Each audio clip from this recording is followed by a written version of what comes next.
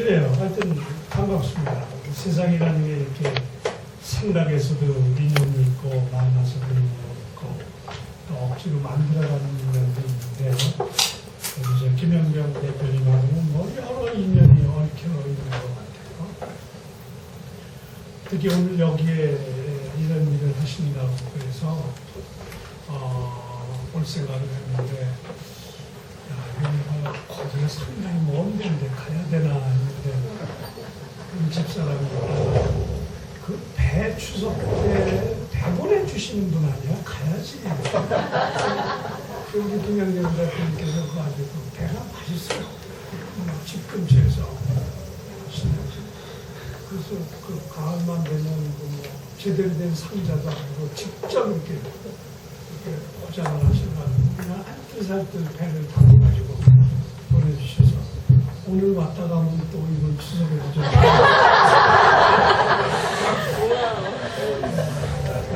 하여튼 우리 김영경 선생님 대표님을 보면서 그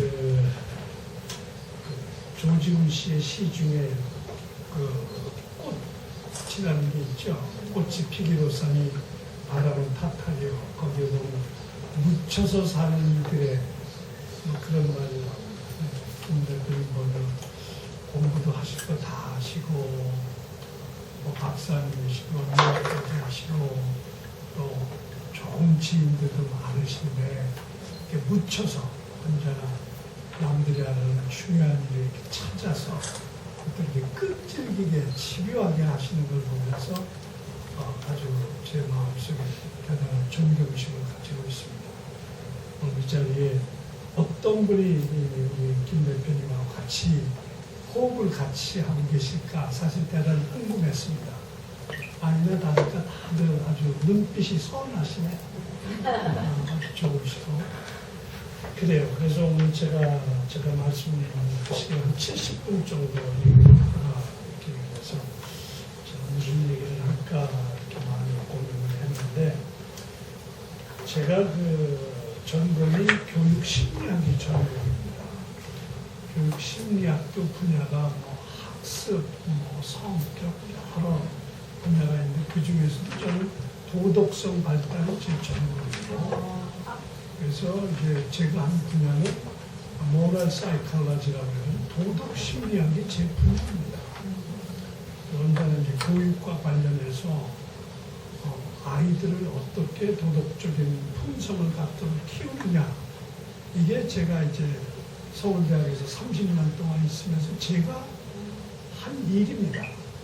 그렇게 하다 보니까 한국인의 도덕성 발달을 어떻게 이루어지는가 이게 제가 정년 3, 4년을 앞두고 마지막으로 낸 한국인의 도덕성 발달이라는 책이 이제 그 마지막 책이었고요. 그 전에 EQ를 제가 EQ가 바로 인간의 감성 능력이거든요. 정서 능력. 화가 났을 때 화를 어떻게 참고, 그죠?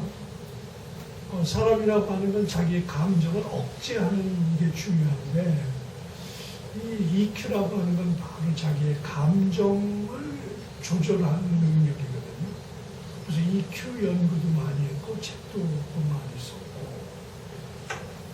그 다음에 이제 그 다중지능이라고 하는 것도 옛날에는 지능을 단순한 이성 능력으로서만 봤는데 다중지능 개념이 들어오면서부터 지능이라고 하는 건 단순히 숫자 계산하고 추리하는 것이 아니다.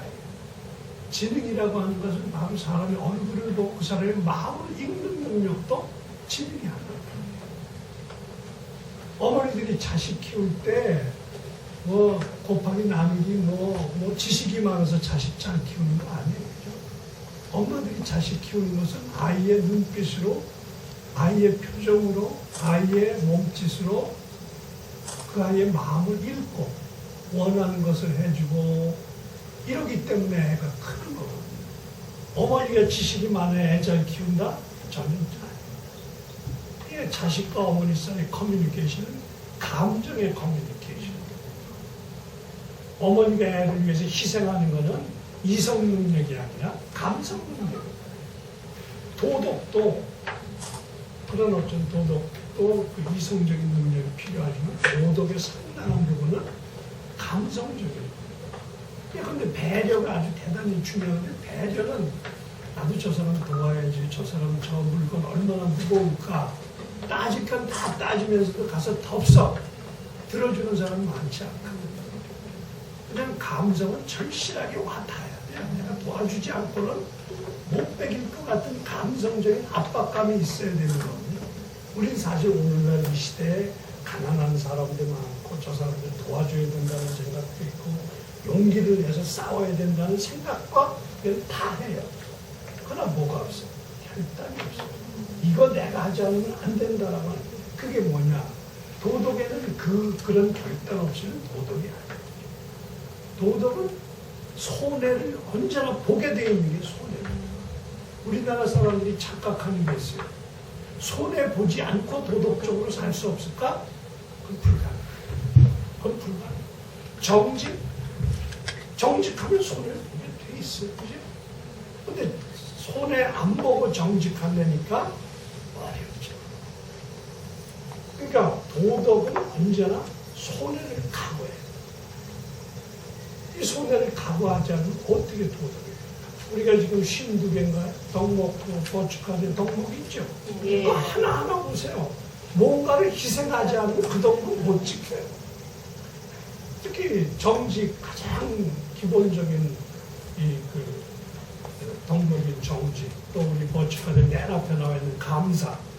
감사라고 하는 게 억울하고 뭐해도 그걸 감사라는 말로 이렇게 좀 억울하지만 감사하다 이렇게 전환할 수 있는 그런 마음의 결단 없이 감사 마음이 아니라서 이론적으로 이렇게 해서 저는 EQ 같은 거를 해서 우리나라 사람들이 기본적으로 가지고 있는 감성적인 능력이 어떤 거냐 해가지고 EQ 연구도 하고 다중지능해서 그 도덕 관련된 이성 능력의 한계 이런 것도 이제 연구를 하고 이렇게 쭉 도덕과 관련해서 쭉 살아왔습니다.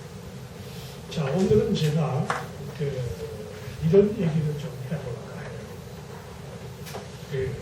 도덕의 근원이 뭔가? 우리 여러분들은 지금 우리 버추카드에 나와 있는 52가지의 덕목, 뭐 플러스 알파도 있겠지만 최대한 이런 덕목들이 우리 사람들이 잘 내면화하고 습관화하면 그죠? 우리 사회가 훨씬 좋아질 거다라는 가정이잖아요. 심플하게 보면 어떻게 하면 그런 좋은 보석과 같은 덕목을 우리 아이들 속에 우리 사람들 내면 속에 이렇게 들어가서 힘을 발휘해서 그 사람이 이게 어떤 영향력을 행사하도록 해왔으면 좋겠다. 이런 겁니다. 자, 제가 이제 사람의 도덕의 근원이 뭐냐? 왜 사람은 나쁜 짓 하는 사람도 많지만 사실은 자기의 모든 손해를 무릅쓰고 좋은 일 하는 사람도 많아요. 그죠? 그 힘이 어디서 오는 거예요? 그 도덕적으로 살려고 하는 의지 또는 왜 사람이 저렇게 비도덕적으로 행동하는가 하는 그 원인을 알면 우리가 이 사람을 도덕적인 사람으로 만드는 데는 좀 도움이 되겠죠. 기계의 작동 원리를 알아야 기계 수리를 하는 거잖아요. 그것도 마찬가지예요. 우리 사회에 도덕적인 사람도 있고 비도덕적인 사람, 도덕적인 사람은 더 도덕적으로 만들고 비도덕적인 사람은 도덕적인 사람으로 만들고 고장난 기계라고 치면 뭐를 고쳐야 우리가 돼요? 고점에 관해서 내가 좀 얘기를 할게요. 그죠? 고장난 기계라고 보자 이거죠. 도덕적으로 행동하지 못하는 사람, 불의를 보고도 대들지 못하는 사람. 이거는 뭔가가 고장난 기계라고 보자. 뭐가 고장났다? 이제 그쪽을 이제 심리학자들이나 이쪽 도덕을 연구하는 사람들은 그거에 관해서 어떤 설명을 하고 있는지. 이게 물리학이나 기계공학이 아니기 때문에 이건 이거다라는 안 돼. 시계가 고장나면 가보면 딱 집어내잖아요. 그런 거죠. 근데 사람은 인문학적으로 어프로치를 해야지 이 기계가 아니죠, 사람은. 그렇기 때문에 이제 다양한 이론이 있습니다. 그런 것들을 제가 좀 설명을 해요. 자, 어느 나라에나 도덕적인 이상들을 가지고 있어요. 어느 나라에나. 이제 여행하시고 이러시면 한번 그런 관심을 가져보세요. 이 사회는, 이 국가는, 이 민족은 어떤 그 도덕적인 이상들을 가지고 있나 하는 것을 이렇게 한번 관심 있게 살펴보세요. 예컨대 프랑스에서는 그 프랑스 사람들이 일반적으로 가지고 있는 도덕적인 이상은 뭘까요?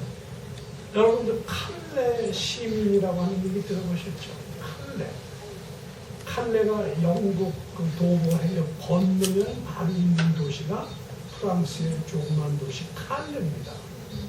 칼레가 100년 전쟁을 할 때 그 영국의 막강한 에드워드 3세에 맞서서 프랑스를 대표해서 싸웠어요.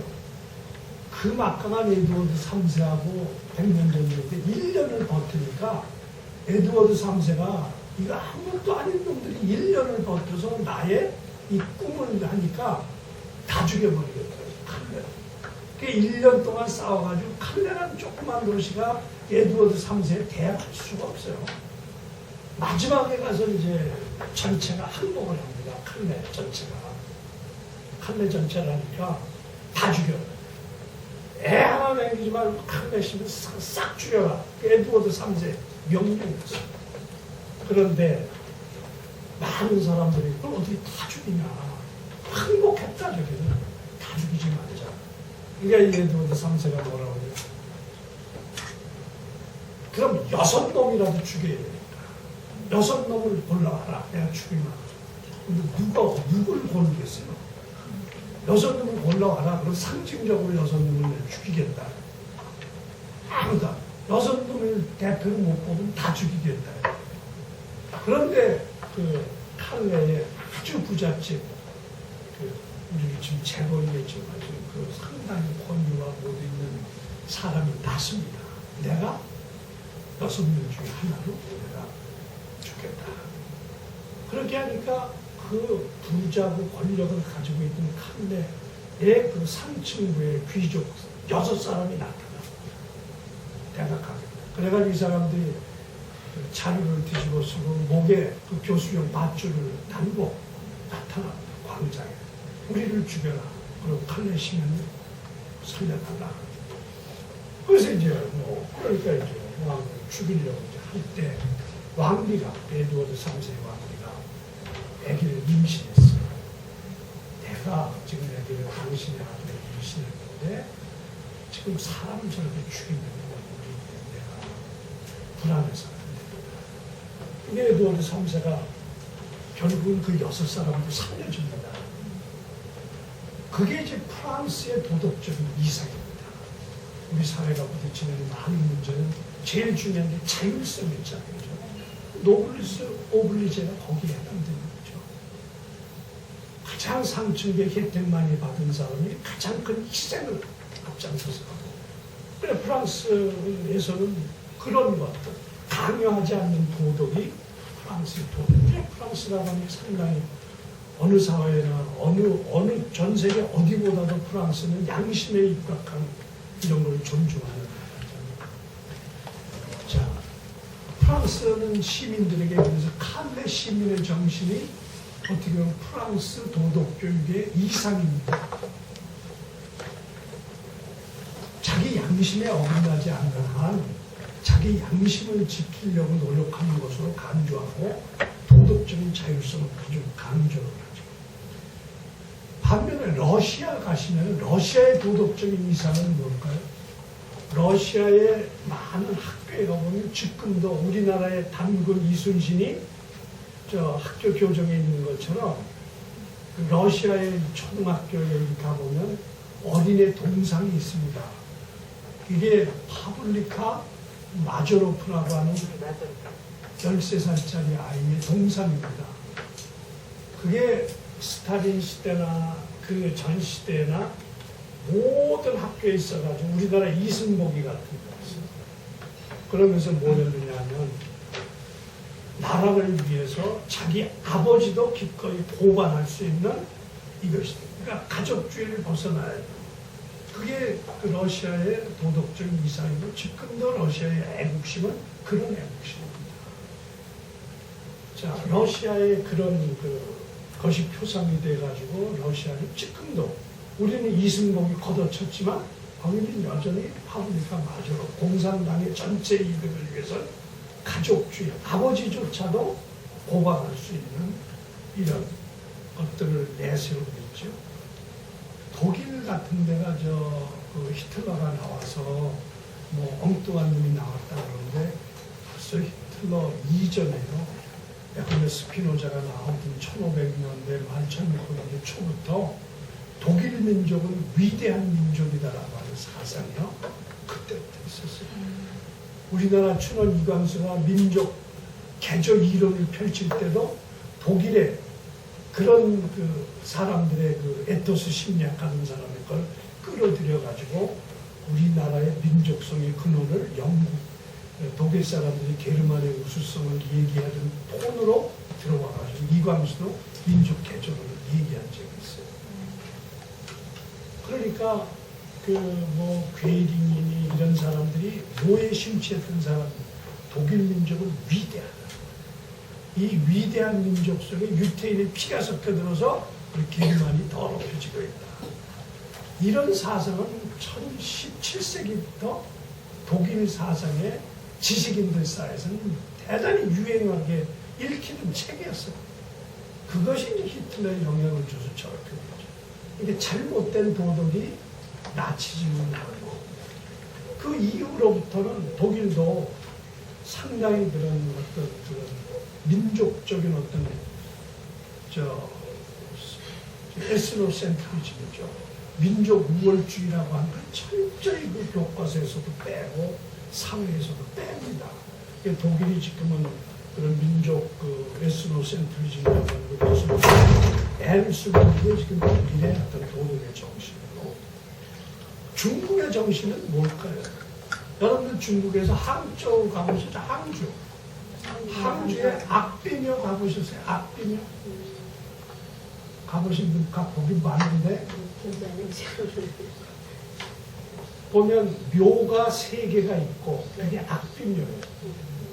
중국의 이순신 같은 사람, 금나라가 송나라 쳐들어와가지고 오랑캐가 휘저을 때 그거에 맞서 싸우던 30살짜리 장군이 악비, 아주 유명한 장군이죠. 이순신하고 똑같이 이 사람을 모함을 해서 이 사람을 감옥에 가서 죽게 만든 사람이 진회라는 사람인데 그 항주에 가면 그 악비의 묘가 있습니다. 큰아들의 묘, 그다음에 참모하던 사람의 묘 3개가 딱 있고 양지바른 데 있고 그 앞에 뭐가 있냐면 뒤로 수갑을 채웠어. 뒤로 묶여서 무릎을 꿇고 있는 청동상이 2개가 있어요. 진해라는 사람하고 진해의 부인하고 3개의 묘 앞에 무릎을 꿇고 사람 모양 똑같은 등신대의 청동상이에요. 그러니까 진해라고 하는 사람이 악비를 모함해가지고 애국자를 죽였거든요. 그러니까 이 2 사람을 그 청동상으로 만들어가지고 묘 앞에 무릎 꿇고 석고대죄하는 걸 만들어 놨어요. 중국은 지금도 그것이 지금 많은 그 초등학교 교과서에 그 악비와 진회 이 그림 그려져 있어요. 자, 그런 것들이 1100년대 시대입니다. 1100년대께 지금도 항주의 그 악비묘에 가면 그게 있고 중국 사람들은 그걸 지나면서 이게 악비묘고 악비를 모함해서 죽게 한 진회는 영원토록 악비묘 앞에서 석고대죄하는 모습으로 그게 중국의 정신입니다. 중국의 정신. 일본은 어떤 정신인가요?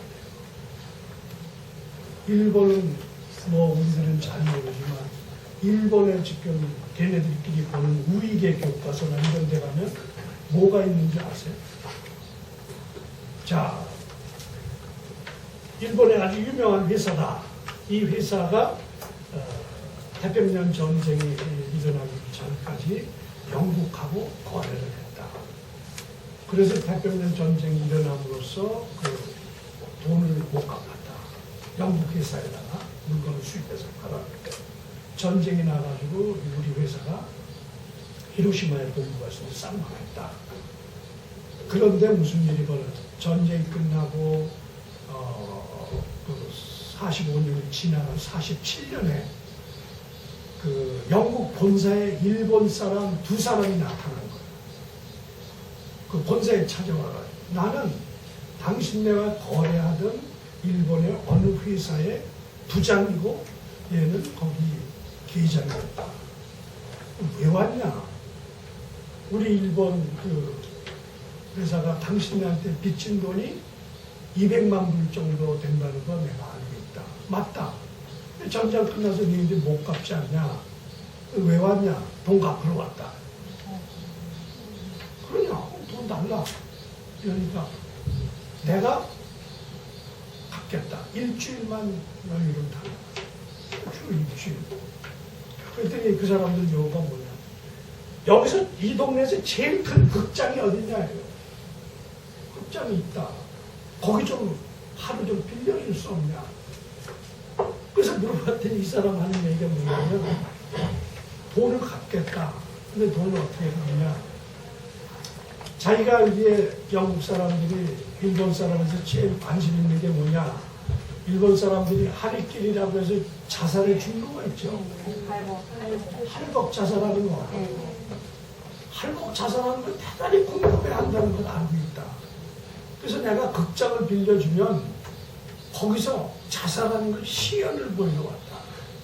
내가 자살할 거고 이 데리고 온 얘가 칼로 내 목을 칠 거다. 그러니까 니네들은 그 극장의 표를 좀 팔아가지고 당신네 우리가 빚진 걸 좀 갚았으면 좋겠다.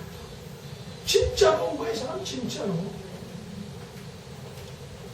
그것이 지금 그 모랄로지라고 하는 일본의 보수가 있어요. 극보수 계층이 있어요. 거기에 그 메이지 유신 이후에 히로유키 지구로라고 하는 아주 그 우리나라 지금 도사 안창호 선생 같은 그런 위치에 있는 사람인데 일본의 정신을 살려야 된다. 그게 이제 모랄로지 뭐 이런 쪽으로 얘기를 하는 건데 그쪽 교과서에 보면 지금 내가 얘기하는 이런 얘기를 가득 차 있어요. 일본에는 이렇다. 한번 약속한 건 갚고 한번 신세진 건 무조건 죽음을 다해서 갚는다. 그 교과서에 이런 것도 나와요. 히로시마에 있는 한 회사인데 지금의 재벌로 이미 변신한 그런데 히로시마에 본사가 있었는데 원자 폭탄 맞아서 다 망했단 말이에요. 그럼 이 회사는 어땠느냐? 일본의 설탕을 하와이에서 사다가 일본에 파는 회사였어요.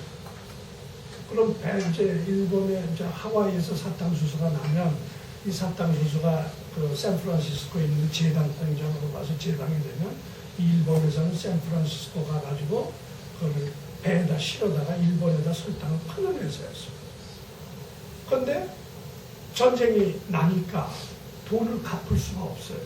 전쟁 끝나고 난 후에 이제 우리 거래하던 회사가 배 2척분을 갖다가 하고 돈을 못 받았어요. 그러니까 회사에서도 이거 뭐 전쟁 났으니까 포기했는데 47년인가 48년도 한 1년 지나고 난 후에 돈이 입금이 된 거예요. 아니 회사도 망하고 사장도 죽고 정체가 없는 돈이 입금이 됐다. 하나도 빠짐없이. 그러니까 물어본 거예요. 누가 도대체 일본에서 들어올 돈을 보냈느냐. 그래가지고 일부러가 찾아가 보니까 거의 다 죽고 그 손자 못 되는 사람이 남아가지고 우리 할아버지가 이 히로시마 어디에 그 미국에 보낸 돈을 땅에다 묻어놨다 해요. 그거 전쟁 끝나면 찾아가지고 그거 이제 보내라. 유언을 하고 다 죽었다 해요. 그 전쟁 끝나고 나니까 원자 폭탄 갈 수가 없잖아요. 그래서 이제 출입이 허용이 돼서 가가지고 눈짐작으로 가가지고 땅속을 파헤쳐가지고 그 돈을 마대짜리에 그 돈을 현금으로 묻어놓은 거를 찾아가지고 그걸 단단히 바꿔가지고 보낸 거예요. 보니까 뭐 다 죽고 뭐 손자라고 하는 사람들 뭐 병에 걸려가지고 하는데 할아버지 유언이다 하니까 그래가지고 그 그 미국 회사에서 말이야. 이럴 수가 다 있나. 그안 보내고 지가 써도 되는 거야, 전쟁. 다 해서 보내고. 그래가지고 그게 일본, 미국 전역에 대서특필돼. 아까 영국의 그 할복자살한 사건도 영국의 대서특필이 돼요. 그래서 일본 사람들의 이미지가 대단히 좋습니다. 서양 사람들은. 그러니까 일본은 지금도 그 정신이 일본이 추구하는 도덕 정신이에요. 그게 이제 의리라고 하죠. 의리라고 하죠. 신세를 졌으면 신세는 주고 목숨을 걸고 갚아야 돼요. 지금도 일본 교과서에 보면 그런 의리를 모르는 사람이 아니다라고 하는 게 지금도 일본은 되고 있어요. 자, 이렇게 어디에나 도덕 정신이라는 게 있어요. 자, 그럼 우리나라의 도덕 정신은 뭘까? 기억한데 이런 거를 내가 한번 예를 들을게요. 뭐 이게 간단하지는 않아요. 도덕 정신이 뭐예요? 이런 얘기 한번 들어요. 인조 때니까 1628년경에 인조 때 그때 무슨 일이 있었느냐면 인조 그때 이제 나라가 아주 혼란할 때 영모 사건이 발생을 했어요. 영모 사건이 발생을 해서 양반들이 영모에 가담해서 양반들이 줄줄이 잡혀서 사헌부에서 이제 문초를 당했어요. 그래가지고 누가 영모를 이렇게 해서 됐습니다. 자, 임금님의 윤허를 받아서 이 사람들 처벌을 해요. 양반이 사대문 안에 사는 양반은 어떤 죄를 져도 임금이 직접 그 벌을 내리게 됐어요. 그래서 사대문 안에 사는 양반은 특혜를 받고 지금으로 지금 저 평양에 사는 북한 주민이나 거의 같은 거예요. 그러니까 이제 그 영모 사건이 다 조사가 돼가지고 인조 임금 앞에 딱 왔어요. 누가 이랬고 누가 이래서 이 사람은 이렇게 죽이고 이렇게 하고 유배 보냅니다. 딱 보니까 인조가 나쁜 놈들이다 이렇게 딱. 근데 인조가 한마디를 물어봤어요.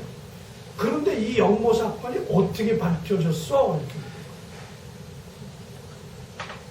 그러니까 사헌부에서 영모의 주모자인 부인이 고변을 해왔었습니다. 그 얘기를 인조가 딱 들으면서 인조의 생각이 얼굴빛이 달라졌어요. 그 뭐냐? 조선조에 내려오는 통치 철학이 뭐냐면 강상이 법리에 우선합니다. 강상이라는 게 삼강오륜이죠. 삼강오륜이 법에 우선한다.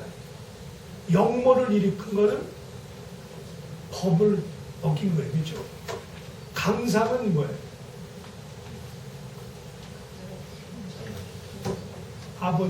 아버지와 아들 사이죠. 또 부부 사이죠. 이게 강상. 이게 하늘이 맺어준 거예요. 이걸 어기면 사람도 아니고 그게 흔들리면 나라가 흔들리게 되어 있어요. 그러니까 인조는 영모를 했다는 사실보다도 지금 조선조가 강상이 흔들린다.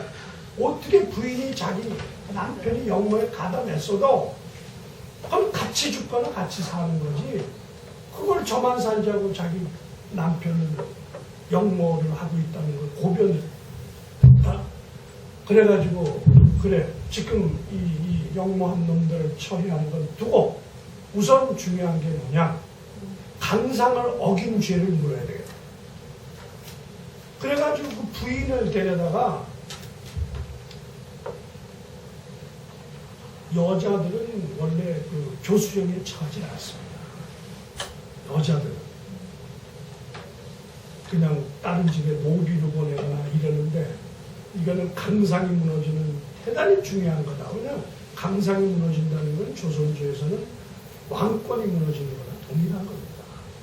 강상을 다스려야 왕권이 보호가 된다. 그래가지고 1628년 그때 바로 그 여자 부인을 잡아다 목을 쳐서 그 목에 이렇게 그 나무 끝에 목을 해가지고 남대문 밖에 효수를 시켜요. 그게 우리나라의 1628년에 있던 겁니다. 자, 그게 어떤 메시지인가 보세요. 삼강오륜을 최고로 치는 거예요. 그죠? 그러니까 요즘 시대로 보면은 자기 남편이 나쁜 짓을 해, 법을 어겨. 그러니까 부인이건 누군건 이 사람이 법을 어겼다고 얘기하는 건 우리 사회에서는 당연한 거예요. 그죠? 그런데 조선조는 뭐였느냐? 강산이 법리에 우선을 했기 때문에 남편이 무슨 일을 하든 부인이 남편을 그걸 시비를 거는 거예요. 아버지가 무슨 일을 하건 자식이 아버지를 고발하면 자식이 더 나쁜다니까. 실제로 그 시대에 어떤 일이 또 벌어지느냐 하면 엄마가 일찍 돌아가시고 남동생만 있고 딸이 16살짜리 딸이 있었어요. 아버지를 부양하면서 사는데 이 양반도 시골로 안 내려가고 사대는 안에 살아요. 무슨 과거에 무슨 벼슬도 있는 것도 아닌데. 그런데 16살짜리 딸이 가만히 보니까 아버지가 밤늦게 나갔다가 새벽에 들어와요. 들어올 때 동전 꾸러미를 가지고 들어오지나 않거나 쌀 가마니를 미고 오거나 또 옷을 갈아입는데 옷을 보면 자기가 빨 옷을 보면 피투성이가 되겠어요. 그런데 얼마 후에 소문을 듣지 않게 어느 어디쯤에서 강도 사건이 일어나가지고 사람이 죽고 이랬다. 딱 들으니까 우리 아버지 같아요. 그러니까 이 딸이 겁이 나가지고 아버지한테 가가지고 아버지가 그런 거 아니냐. 피 묻은 옷이 그렇고 뭐 아버지가 그런 거 아니냐.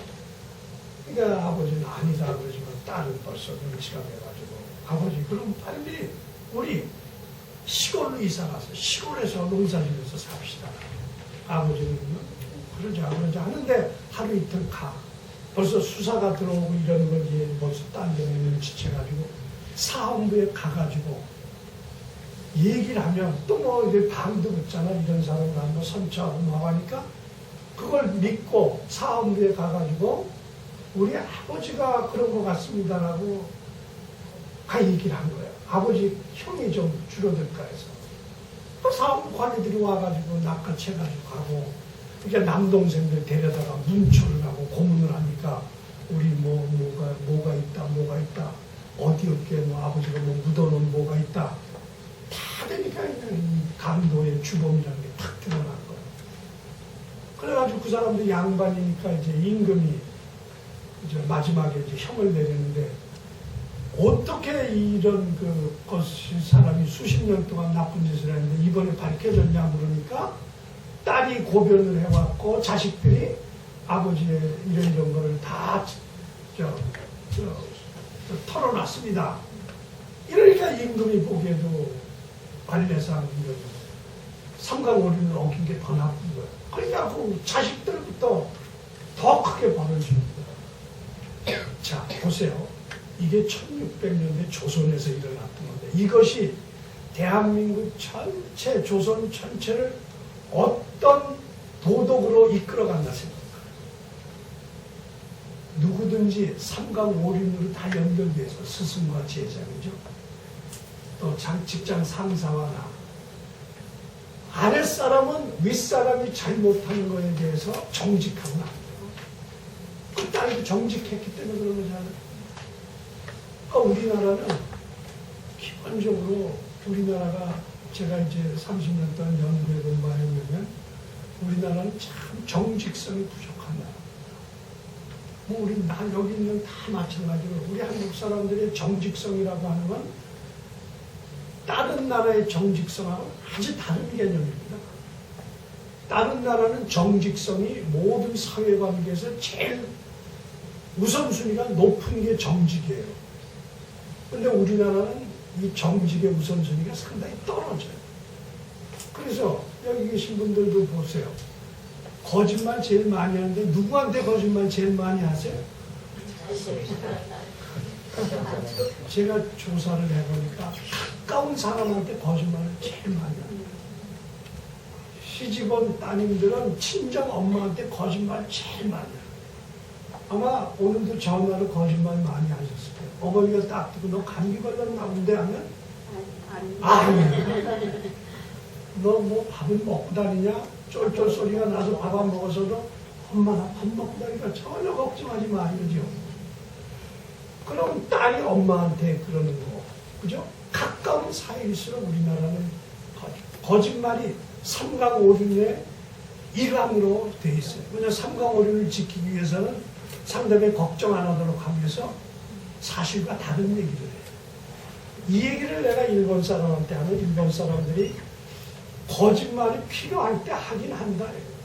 그러나 거짓말은 일생에 몇 번 하는 건데 그거를 그 하찮은 일에 거짓말할 기회를 써먹냐 이래요. 목숨이 위태로울 때 그럴 때 거짓말을 한두 번 써먹는 거다. 내가 그래서 우리 엘리베이터 타고 내가 14층짜리가 올라가다가 밤 9시 10시 되면 애들이 학원 갔다 막 엘리베이터 타고 오잖아. 얼굴도 초췌하고 애들 쫄고 너 밥 먹었어? 이미 머리를 약간 굴립니다. 교육감이고 장관이고 다 들었으니까 알잖아요. 이분한테 어떻게 답을 해야 내가 훌륭한 아이인가. 이렇게 굴리다가 네? 그래. 너 밥 먹고 다니는 거야? 그러다가 먹었어요. 보니까 먹었으면 먹었다가 금방 나오더니 왜 머리를 돌리는 거야? 우리가 그래요. 이렇게 우리 문화가 그게 1600년대에 있었던 이게 세종대왕 때부터 그랬어요. 사실 강상이 법리에 우선한다. 이게 법은 남한테 피해를 주는 거고 강상은 가까운 사람들이 지키는 덕물. 가까운 사람을 위해서 남에게 피해가 줘도 된다. 우리가 정직이라는 덕목을 중요시하는 이유는 진실이 은폐되면 누군가가 손해를 보게 돼 있거든요. 그렇잖아요? 그렇기 때문에 정직이라는 덕목이 이 사회생활에서는 대단히 중요한 겁니다. 저 사람을 위해서 저 사람 마음을 편하게 하기 위해서 내가 거짓말하는 건 좋지만 내 거짓말 때문에 이 사회가 삐뚤어지는 거예요. 야, 근데 우리 아들이 가서 뺑소니 치기라고 그러나요? 그거 했잖아요. 아침에 나가보니까 이놈이 씩씩거리고 차에 피도 묻어 있고 그 동네에서 지금 뺑소니 사건이 벌어졌다 하면 우리 아들이잖아요. 그죠? 그럼 아버지는 딱 채고 눈치채고 아버지가 먼저 가서 닦고 뭐 해놓고 이럽니다. 그러나 대다수인 나는 그 정직, 그 진실을 안 숨겨주잖아요. 내가 내 아들 보호하는 건 좋지만 뺑소니를 했기 때문에 뺑소니 당한 쪽에서는 어떤 지금 어려움이 벌어지고 있는지를 생각하면 정직해야 돼요. 그러니까 우리는 그런 점에서 우리 조선조 쪽에서 그 삼강오륜이라고 하는 그 자체로도 대단히 중요하지만 그것이 상당히 우리 사람 간의 인간관계의 폭을 상당히 좁혀놓습니다. 우리 아는 사람 밖을 떠난 정의에는 관심이 없는 그런 측면으로 유도해 온 것이 많아요. 그런 점에서 아까 얘기한 그런 민조시대의 그런 아버지를 고발한 딸을 강도짓한 아버지보다 그 딸이 아버지 고발한 딸의 죄가 더 무겁게 치는 이런 것들이 바로 우리 사회의 도덕의 한 단면을 지금도 구성을 하고 있습니다. 우리 지금도 남아있는 선거하면은 아무리 뭐해도 고등학교 동창 찍어줘야 돼요. 문시면 문시 찍어줘야 돼요. 같은 동네 우리 속에 뭐가 있는지 아세요? 뭔가 미안해요. 죄의식이 생겨요. 아무리 쟤는 깜이 아니라고 치지만 고등학교 동기생인데 옛날에 노인네들이요. 고무신 돌리면 당선된 이유가요. 고무신을 안 받았으면 좋은데 일단 받은 이상 어떻게 내가 표를 안 주냐. 그죠? 그게 다 삼강오륜의 여파라. 그러니까 돈 받기 싫어도 담당을 고무신 한 장을 던져놓으면 아침에 일어나서 선거하러 가면서 자꾸 마음에 이 사람은 아닌데 이 사람은 아닌데 근데 이 사람은 고무신 한 장을 줬거든. 지금 이 사람한테 죄 짓는 것 같은 생각이 듭니다.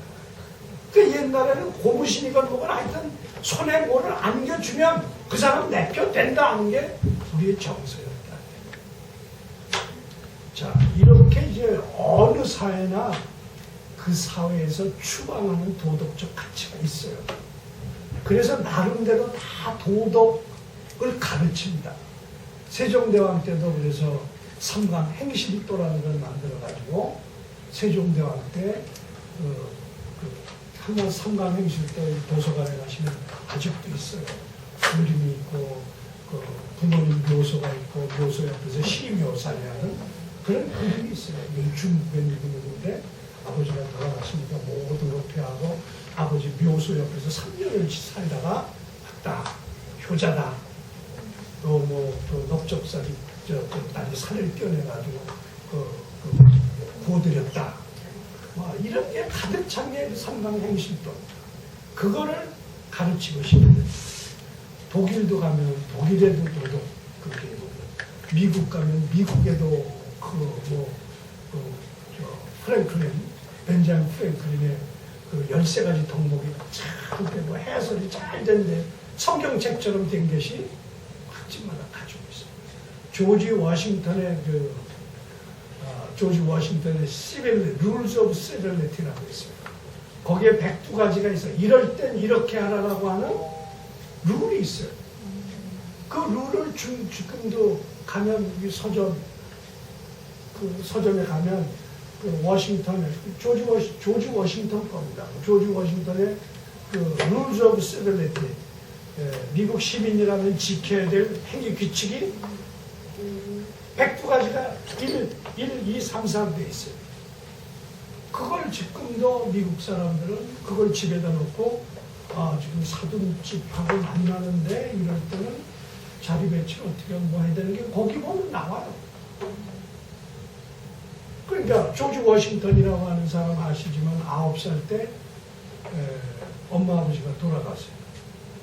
그래가지고 자기 이복 형하고 둘이서 지금 마운트 버논 옆에 농장에서 살았거든요. 그럼 형이라고 했자 15살짜리면 자기 9살인데 아무도 없는 그 근농장에서 부모님 돌아가시면 둘이 살아요. 그러니까 그 야생마처럼 사는 거죠. 둘이 사는데 크리스마스가 되니까 거기서 한 100리 떨어진 농사 짓는 사람이 그 청년의 둘이서 부모도 없이 산다는 건 아니고 크리스마스 때 초청을 한 거예요. 그 사람들이 말에 태워서 이제 가서 보니까 이 조지 워싱턴의 그 대목이 나옵니다. 자, 초청을 받아서 갔다. 가서 딱 보니까 식탁이 있고 이렇게 라이프가 있고 뭐가 있고 냅킨이 있고 근사하게 있다.